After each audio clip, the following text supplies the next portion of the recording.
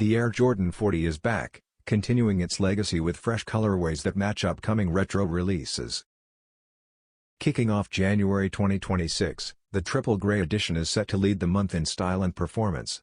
Featuring a mix of Photon Dust, Wolf Grey, and Flint Grey, this sneaker takes cues from the Air Jordan 5 Wolf Grey and Air Jordan 9 Flint Grey, both releasing later in February.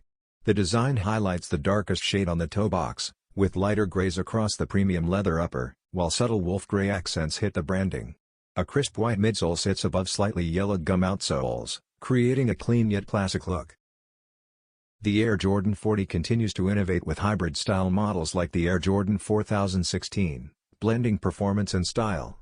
If you're a fan of the mainline 40, the Wolf Grey edition officially drops on January 8 for $205, making it a must-have for collectors and sneaker enthusiasts alike.